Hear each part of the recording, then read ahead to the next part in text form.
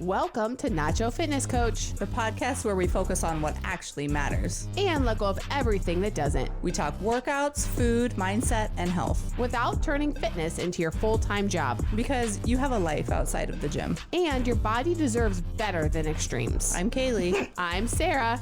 Alan's already laughing. And this is Nacho Fitness Coach.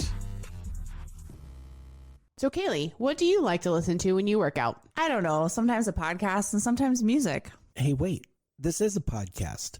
What if you could have both? At the same time? Oh, yeah. Podbeat is a free mobile app that lets you add any beat style to any podcast for your workout. It's easy to do and free to download in the App Store. Kaylee, you sound pretty cool with the trap beat, but Sarah, the funk beat works for your voice. So if you want to make our podcast work for a workout, check it out in the App Store. They even have Podbeat for Android users in the Google Play Store. Okay, on to the show. So Kaylee, what's the most random thing you've Googled lately? Do we need to go look at your search history? Maybe I use AI more now. That is actually true. ChatGPT is definitely more of my first stop.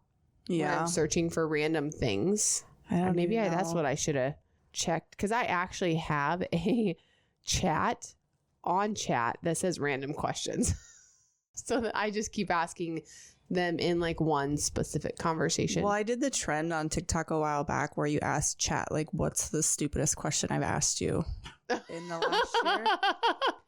And the stupidest question I had asked was like, what was it? Why is my farm cat snuggling the meat chicken? Is it because it's cold, or do they have a connection? But you know what? Because we've been here with you that entire journey, we totally understand the context of that question. There's some lore there. And it's really not that out of like the norm. And so I'm just like, am I humanizing it too much? You know, like trying to like anthropomorphizing or whatever, like my animals. Like, is there, it's cold out. Is the cat right? The chicken's fat, is it warm? Very legitimate question. What did it say?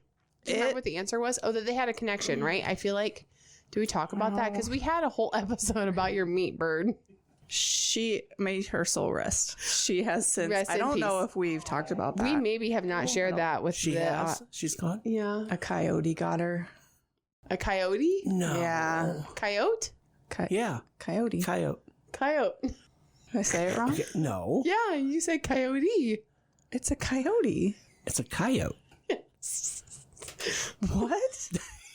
Oh, shit, she don't know this? What are you guys talking about?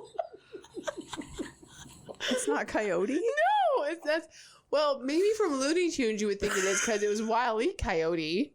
But no, here they're coyotes. Alan, can you Google that? He agrees with me. It's 2 against 1. Yeah. Okay, so I asked chat, what's the most ridiculous question I asked you this year? And chat said, is the barn cat trying to snuggle the meat chicken because it's warm, or do they have a connection? And chat said that was the exact moment I realized you live on a homestead sitcom timeline. You emotionally narrate animal relationships, and I am permanently part of this universe now. And there's the picture of them snuggling. Oh, yeah, that's so cute. And they're both they're both dead now. Oh, the cat's gone well, too? He disappeared. I don't know. Probably same coyote. I'm crying. Because you're dead animals, or because you've been saying coyote wrong your whole life? It's been a weird week. Okay, so hold on. Oh, how do you say coyote? How do you pronounce? Are we gonna get an audio? Coyote. Oh, no. Coyote. Nope. See, I think it must be a Nebraska thing. It's got to be. It's a Midwest. But then what is that? That's not an excuse for her because hold on, listen. It's because you grew up in the city. Well, The English pronunciation is heard both as a 2-syllable word with the final E silent and as 3 syllables with the final E pronounced, with a tendency for the 3-syllable pronunciation in eastern states near the Mexican border. yeah, coyote. So like Texans would say because coyotes. the coyotes are part of the whole like trafficking. Yeah. Well, that's the nickname for 'em. Right, but that's why that's how they say it though, is they're the coyotes. So like, can we all three agree that But you're not close to Mexico. we were all right? No. Yeah. How does it pronounce in Nebraska? Ask that. Oh. How do Nebraskans say it? Oh, it's a coyote. Oh. I mean, because the only distinction between the two of us and you is that you're a city kid, I grew up 20 minutes from but you were in the city, Yeah. Like, right, Yeah. Alan? Yeah, a Nebraska city. Yeah. You know, like we're not a huge, like, New York metro. It's city. Right, but yeah. Grand Island's still like the 3rd largest city in the True. state. So, And I'm from there, so yeah. I mean, quick but you didn't grow up there. No, I grew up Yeah. over there. Right, which is why I'm saying we Right. say it right. According to quickanddirtytips.com, Okay. Sounds legit. Yeah. people pronounce coyote at least 5 different ways. It differs by region, age, and even social factors. Some people even pronounce it different ways when they mean different things by it. Nickname for sex traffickers versus the animal that eats meat birds. Drug traffickers, not sex traffickers. Oh, drug. No, they do that too. God. Aren't they Coyotes the human traffickers? Human traffickers. Yeah, They bring they're the coyotes bring the kids. illegals over the border. Yeah, they do. This is a really long article. I'm trying to just get... People from the University of South Dakota told me their mascot is the coyote, but that his name is Charlie, and sometimes they also call him Charlie Coyote. So they're confused. But when I started reading the comments themselves, 2 patterns emerged beyond big picture geography. So there's an urban-rural divide. There it is. Nailed it. Right. I'm from Los Angeles, and we say coyote, but we would say coyote when we're trying to sound like cowboys. That explains it. See? Yeah. I was right. Look at that. We were both right. We were. There's the Wile E. Coyote influence. There seems to be Said an that too. age-related divide with older people saying coyote and younger people saying coyote, which of course leads us to Wile E. Coyote, the Looney Tunes character, who's always getting an anvil dropped on his head. Yeah. Okay, well, I'm glad. That Kaylee was right. I You're didn't- right. I didn't know. I didn't even know people call. I mean, I've heard it called a coyote, you know, for Did short. you think it was a different animal? No. Oh, you knew it was the same. Yeah. Okay, good. But I never thought like coyote was wrong. Like nobody's ever looked at me like I was stupid like you guys just did. So We're sorry, Kaylee. I've never been treated in that way. It's offensive. Oh, but then. Oh, we hurt their feelings. What's this episode about? Is this about episode about coyotes? No, that was just the random question that you Googled in ChatGPT. So today we are going to talk about, I don't know what this full episode was called. Do you know? So Jillian Michaels did a show where she debated people. Was that the Jubilee? I don't know, but I want to figure out. So if somebody knows the name of the actual show that this clip is from, I would love to know it because I would really like to watch the whole thing. I think it's a show where like they have debates. So anyways, Jillian Michaels, obviously she was one of the coaches long ago on The Biggest Loser, right? And she kind of comes in and out of the hot seat. I feel like she's very opinionated, but she knows her stuff. And so different clips from that full episode, people have taken and stitched into their own videos. So this is a stitch that we're going to watch. And you've only seen the stitches. I did not watch the whole thing, but I think I watched enough segments of it. Yeah. I think I saw everybody she debated with. So the whole point is there's a moderator and Jillian Michaels is sitting in the middle. And there's a circle of people around her that are all like body positivity people, I think. And so the moderator gives a question and it says a claim or like a statement to debate. And it's like, whoever wants to debate Jillian on this claim, the first person to get to the hot seat in the middle of the circle next to her is the one that gets to. And they had to run. Yeah, exactly. Because this is like a big circle. Like there's like 20 people, I feel like, in this. And so they literally had to like they'd be like hustle. All out of breath. And they're like, oh my God, I'm so glad I got here to talk to you about this. But anyways, so here's one that we're going to watch that I found right now. So we're just going to let you listen to the audio and then we'll talk about it. Michael's absolutely dismantled this body positivity expert. My first surrounded claim is that obesity is not healthy, and pretending it is puts lives at risk. If you want to be the first debater, get to the chair in 3, 2, 1. Hi. Nice to meet you. I'm an eating disorder therapist. I'm going to do my best to not use the O word because I find it pretty offensive. So I'm going to use fat-bodied as we talk. Okay. Do you understand why people find it harmful and triggering? Let's explain it. Overweight and obese is literally just having too much body fat. It has nothing to do with the quality of the person. Yeah, I agree with you on that. Are we going to debate the claim? Yeah, I just wanted to... Yeah, I wanted to clarify, though, the language. Are we going to pretend like I'm 3 and you're my mommy, telling me how to talk? Wow. Okay. Okay. This is what happens when we... So she nailed, like, she's just like, come on now. Yeah. So the comments, though, in this stitch are what we live for. I mean, I feel like all of the time. But the whole point is that, I mean, she's trying to tell her how to speak and how to refer. And she's like, that's not even what this word is. yeah, and that's kind of where we've gotten. Everything is so police and PC, and You're just like, it. what can you say? I mean, they agree that it has nothing to do with the quality of the person. So then what does it matter what the actual term is? Using the term obese or overweight would be preferred over calling somebody fat. Fat-bodied? Fat-bodied. I'm going to call you a fat-bodied person. Yeah, don't call me that. Weird. Like, and so, but here's what's also scary is like, she's a therapist. Eating disorder therapist. An eating disorder therapist. And you just are like, yikes. Well, and the claim itself, like that claim was that having excess body fat is unhealthy. And like, that's what got me. All the clips that I watched was like, you can't argue with that. Why is that even a discussion point? I mean, that's literally and that's always the thing too. Like, why are people painting it the fact that it is healthy or that it's okay? Well, I don't know. I think the body positivity movement, kind of started as like, we are fat and we're okay with that. Sure. We can be happy and fat at the same time. But then it became part of their identity. Right. And then all of a sudden they were a victim. That doesn't change the fact that it's unhealthy for you. I used to enjoy smoking cigarettes. I liked to do it. Uh-huh.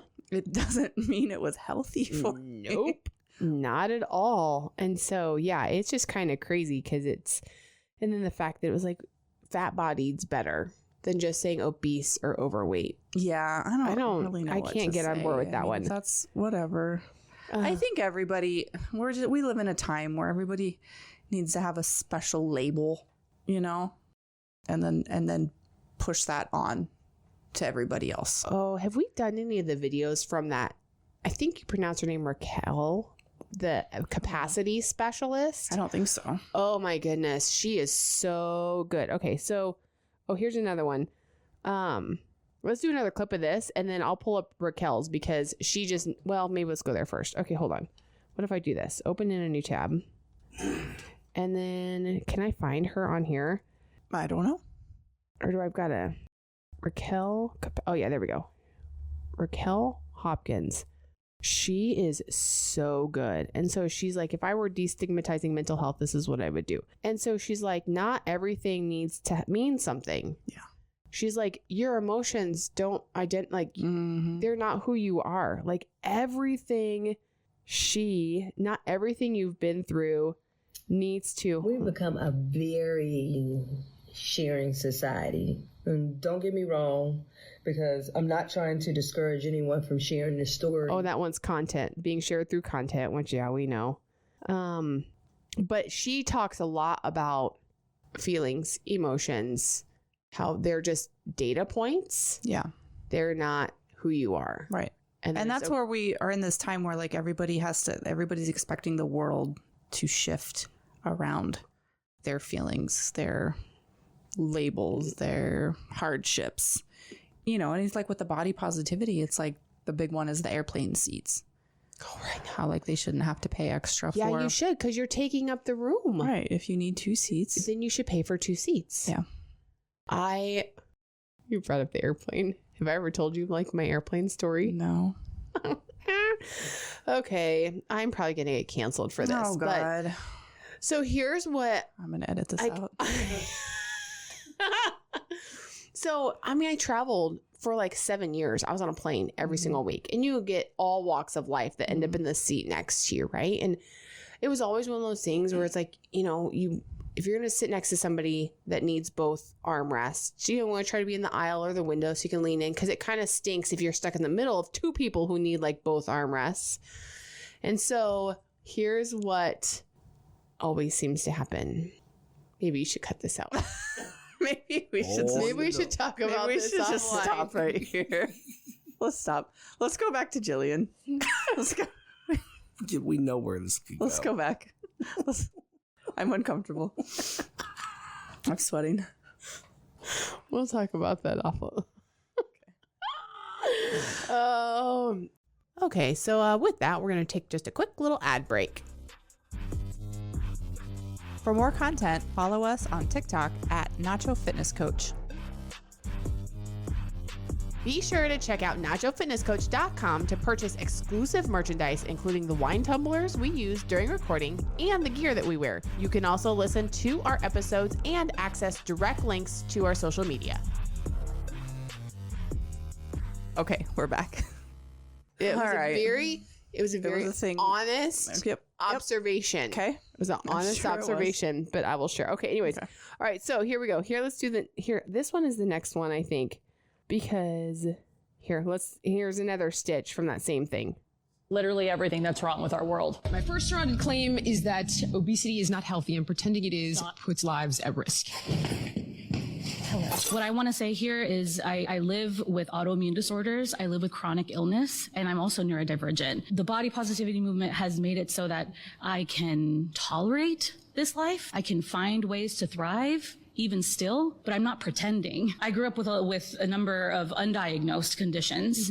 And even I can think back to like middle school, and I couldn't keep up when the PE teacher would make us like run laps. And I'm like, this is physically aching me. And I didn't understand why. And I didn't understand why because I grew up with a single parent, undocumented single parent. We were what's that got to do with bound to the medical system that we had access to. I understand. I've done what I needed to do a number of times to try to lose weight. What did you try? Tell me. Yeah, I've worked out at the gym. I've tried to do Pilates. Even yoga. Okay. Even yoga hurts me. Okay, so the exercise causes you pain. The exercise causes me. Okay, no problem. Right. I'm with you. Dieting, for example. Okay.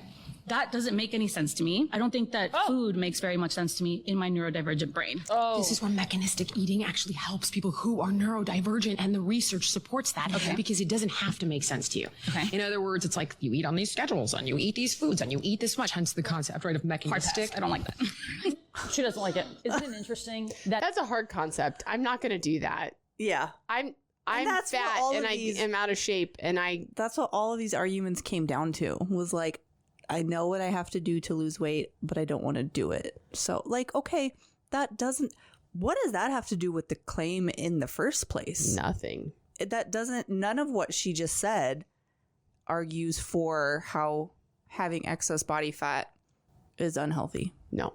Just because you don't like to do the things that it takes to not have excess body fat doesn't make it any more healthy.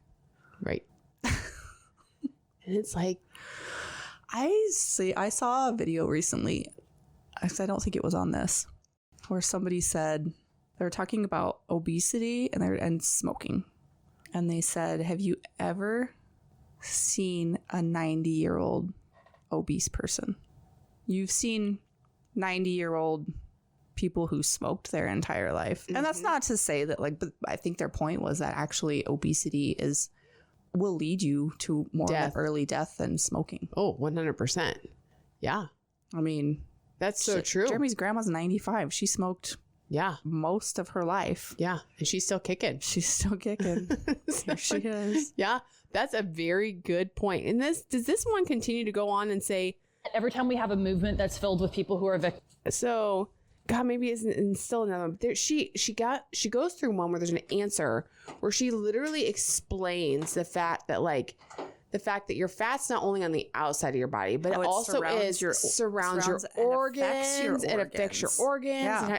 And the inside too. And the person just looked at her with the most complete blank face. Like they had never in their lives heard about it. And so that's kind of you just cut it off right before it said, but that's what the body positivity movement is. It is a group of victims. Yeah. Weight loss is hard. Life is hard. Right. Choose your hard. Yeah. I mean, what do you want to be hard at? And that's what it comes down to. Literally, with obesity. I mean, raising kids is hard. Being married is hard sometimes. Losing weight is everything's hard. But being overweight is hard. That's not an easy life. No.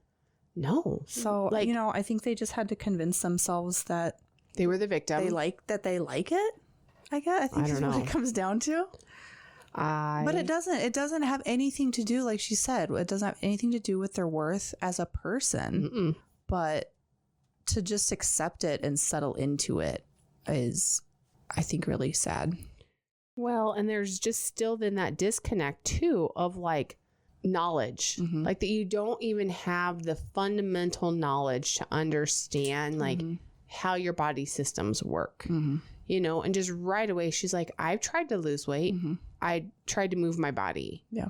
That's not the only way that you can There's more to it. There's way more to it. And so that is just...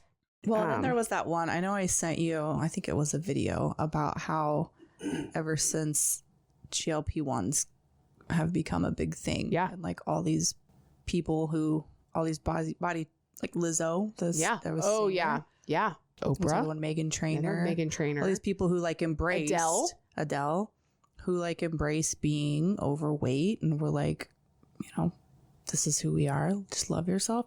Now they're skinny and it's okay, so it was never about body positivity. It just, now they don't have to put the work in.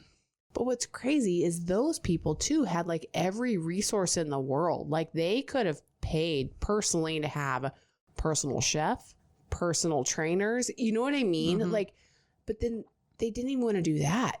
So then you're yeah, you had all the resources in the world to have done all of the right things. Yeah. And so then you're well, was that just laziness that you chose not to? I mean, I don't have any idea. I don't know. It comes down to food at the end of the day. It doesn't have anything to do with, yes, you need to move your body, but that is such a small portion of people need to stop equating exercise with weight loss. Yeah. Yes, you do need to be moving your body. You cannot expect to sit on the couch all day. No. But we should be equating exercise with getting stronger, right, and becoming a more capable human being. Not that that's the magic bullet to weight loss, because I think my brain has finally, because whenever I'm in a spot where I'm in now, where I'm oh shit, I need to do something, I go straight to, I need to fix my eating. Yeah. Well, because when we talked about it a few episodes ago, just how easy it is to overeat when you're not paying attention, just that little bit. Or the consultation call I had before I got started going down my peptides path, it was, oh, you're a mom, you've got kids. Do you finish eating? She asked me, she's do you finish eating what's left on the kids' plate? Do you? No, I don't.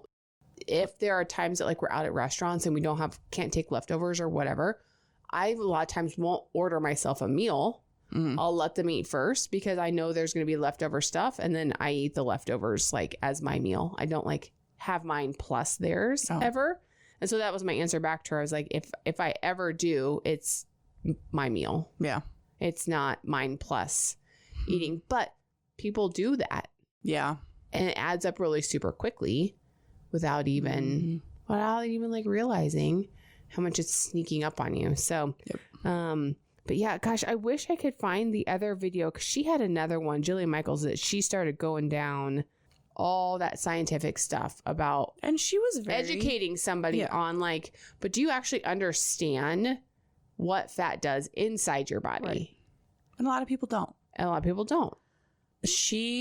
I feel like I didn't watch The Biggest Loser, and I also didn't watch the documentary, but I know that was a hot topic recently. Mm-hmm. So there was like there was a big like expose. Yes, a fallout. So I don't know. How does because I feel like a lot of the comments were like, I don't like Jillian Michaels, but she kind of, ate here. Yeah, I think that, and I didn't get down into like the claims, all the different claims. Mm-hmm. But in my opinion, here's the reality. That was a TV show. Yeah. That they spent money on making, and they needed to get their money back. Mm-hmm. And I don't remember exactly like what the claims were, but I'm like, business is business. I don't know if we tell you, but they needed it to be entertaining for people to watch it. And I'm sure all of them involved with that. You get stuck between a rock and a hard place sometimes with decisions that you have to make. Well, and the premise of the show was they have to lose whoever loses the most weight wins in a very short amount of time. And the people who went on the show knew that that's what the show was. But, and then so the people in this debate were like, it was terrible what you did to the people on the show. And Jillian's like, do you think they came on the show because they were happy? Right. Because they liked being the way that they were? Yeah. Yeah. No. We didn't force anybody to come on. Nope. They came on and they and I don't know. Like I said, I didn't watch the show, so I don't know what extremes or tactics were used. But I mean, they had a personal chef. They lived in this house. The show, the environment, it controlled everything. Sure. They worked out 8 hours a day or whatever. They moved their body. They did different challenges. Yeah. They had very dialed in nutrition. I think the biggest probably ball that was dropped there was just the after. Right.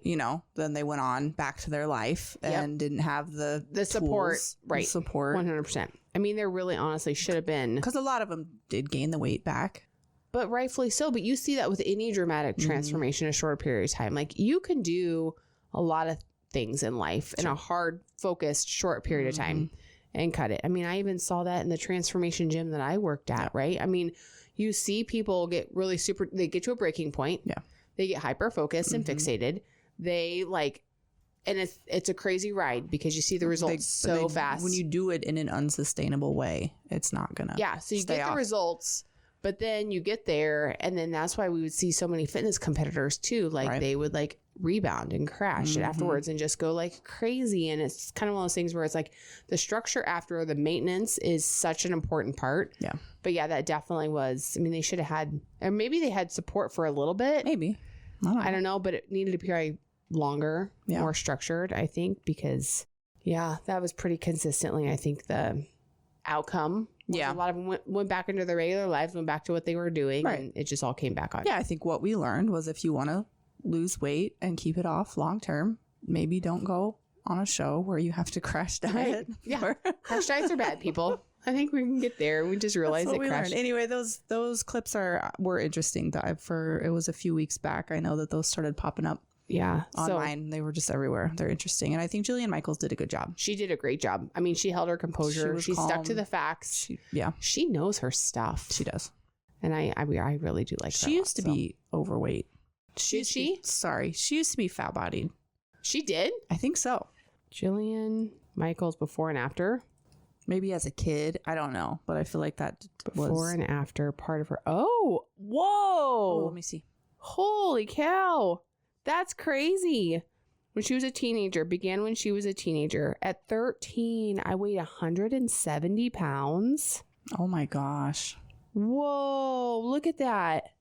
Oh, wow. She looks like a completely different person. Yeah. That's crazy. That hair, though.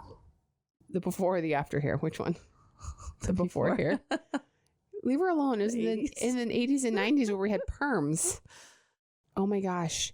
170. I used food as comfort. I also used her as a way to relate to my dad. He was overweight too, so we bonded over a food truck. See, so she has room to talk. Absolutely. She's not this person that has been stick thin her whole entire life, has always been fit. She knows what she's talking about. Then when I was 13, my parents got divorced and everything shifted. Oh yeah, she's just all comfort food. That was what we used to do. Mom enrolled me in martial arts classes, not for weight loss, but for emotional outlet to help me through that time in my life. That's wild. Cause yeah, that's a big difference. Mm-hmm. So anyways, that's crazy. Anyways, check them out. Google it. See what you can find. Jillian it's Michaels. like an almost 2-hour video. I got to go find the full thing because I would really like to watch it because I probably would learn a lot from her answers too. Just whatever she knows a lot. So cool. All right. Well, that's it for today. Okay. I'll finish my airplane story off air. Okay. Until next time. Bye. Thanks for listening. Be sure to head over to our Instagram at Nacho Fitness Coach and let us know how you feel about the topic. Do you love it or hate it? Also, don't forget to hit that subscribe or follow button wherever you're listening. And if you like our podcast, leave us a rating. See you next time. You've been listening to Euphony Innovatives Sonified.